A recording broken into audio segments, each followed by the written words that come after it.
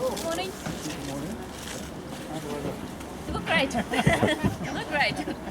Ready for action. That's it, guys. Nice, enjoy.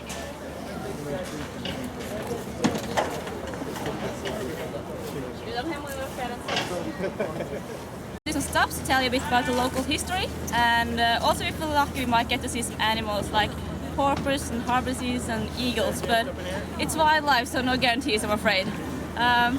Just a little about the security in the boat. As I'm driving, please be seated. When I do my stops, you can get up, take pictures, walk around in the boat, but always make sure you're holding on to something. The suits you're wearing are floatable, so if you should fall into the water, just take it easy, lie on your back, and the suits will keep you floating. And I will come back and pick you up. Tomorrow. Tomorrow, yeah. But no one has fallen out of the boat before, so you should be alright. I also have a first aid kit, a VHF radio, and a cell phone in the back of the boat in case something happened. Do you have any questions?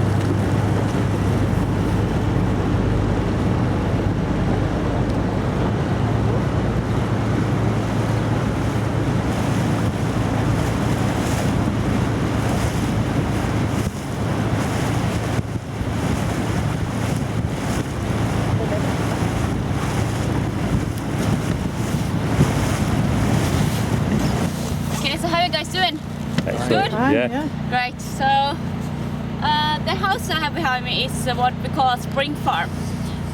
But as you can see, it hasn't been used for a while. The spring farm were used up until the Second World War. And the reason why we call it a spring farm is that during the spring, the farmers over at Aurland took all the animals across the fjord in a boat to the spring farm. Because the land they had in Aurland, they were going to harvest during the summer so they could feed the animals during the winter. So they took all the animals over here. And but as you can see, there's not much land here either. So what happened later in the summer, when the snow had melted up at the plateau, they moved all their animals up this deep valley, up to the summer farm, which is up at this plateau. And it was the women's job to stay up at the summer farm, to milk the cows and the goats and to make cheese and butter and so on. And the husbands came across the fjord once a week to gather the cheese and butter so he could sell it on the market. And yeah, at the end of the season they had a big party up there to celebrate the end of the season before they had to move all their animals down again across the fjord and to the winter farm. So a bit more hassle to have a farm back then, much more to do. There's no one using the spring farms anymore, but there's some farmers that uses their summer farms. Not the ones that is all the way up to the top, but some of them is just a bit more into upper in the valley.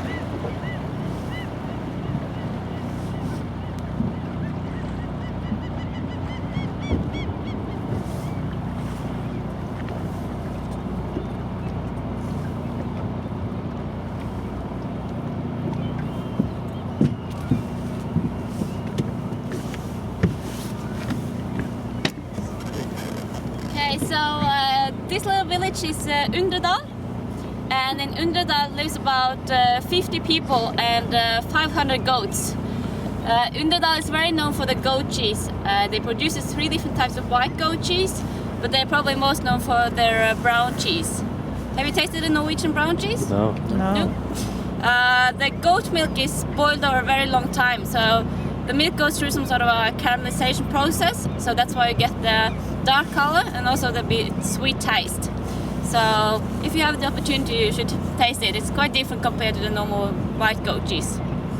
And in this town they still do it in the old-fashioned way, so they take the goats up to the summer farm and they do it in the old-fashioned way, so it's has a really good quality compared to the industrial stuff.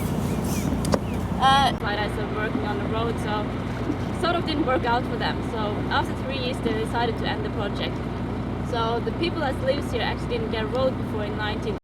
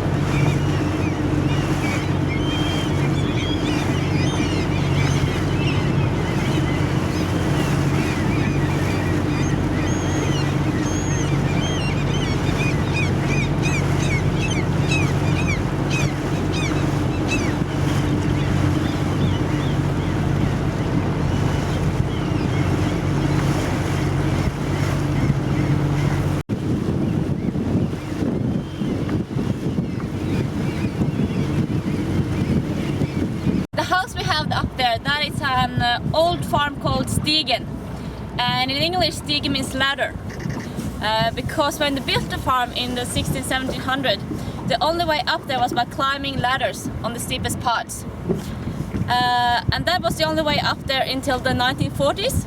Then they managed to bow out a part of the mountain, so today there's a small track that starts down at the up until the 1950s. The Stigen was run as a farm all year round. But then in 1994, there was actually an American that bought the place, and together with his family, he runs it now as a guest house. So then he meets his guests down at the boathouse, and then they have to walk all the way up. And it's very steep, so wouldn't bring too much luggage. When I went up there, I just had a small backpack, and I used 40 minutes to get up there somewhere.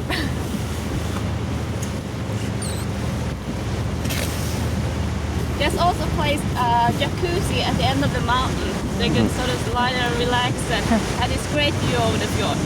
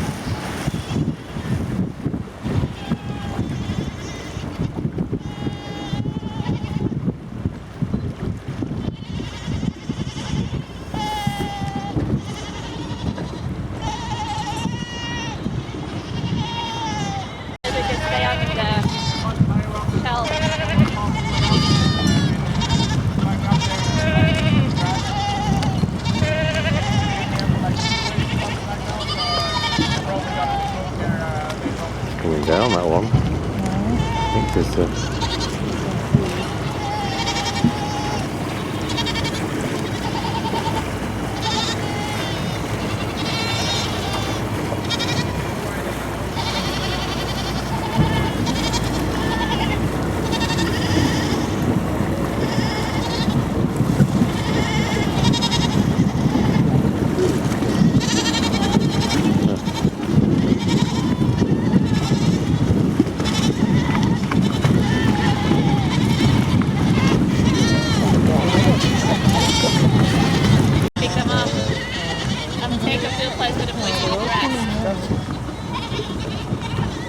still going, what? Swimming out now.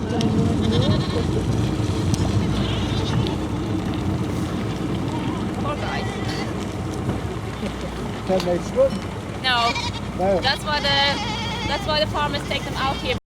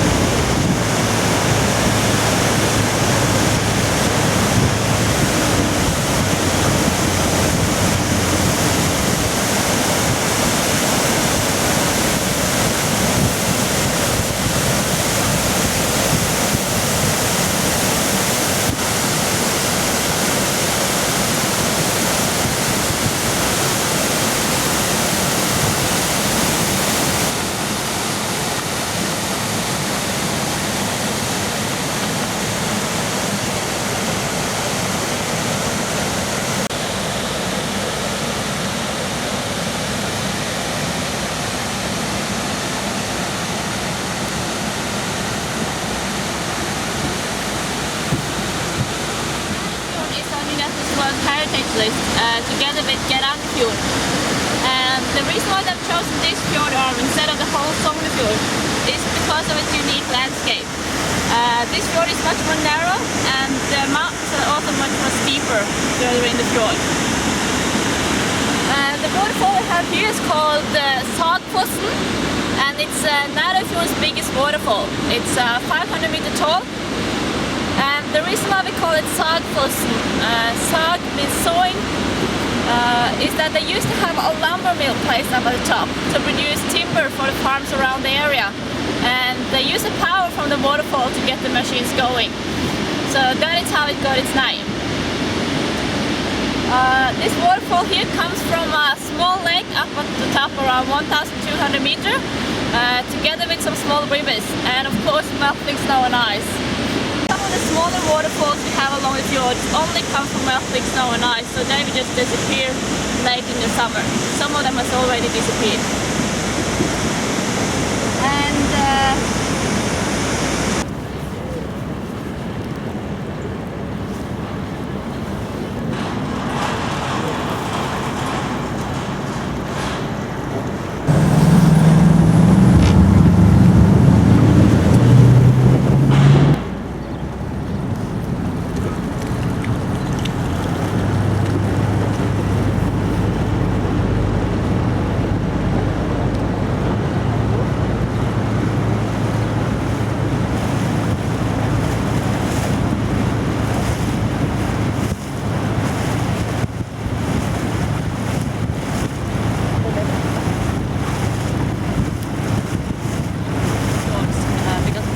you can see both Sognefjord, Aurlandsfjord, and behind us we have Sognefjord.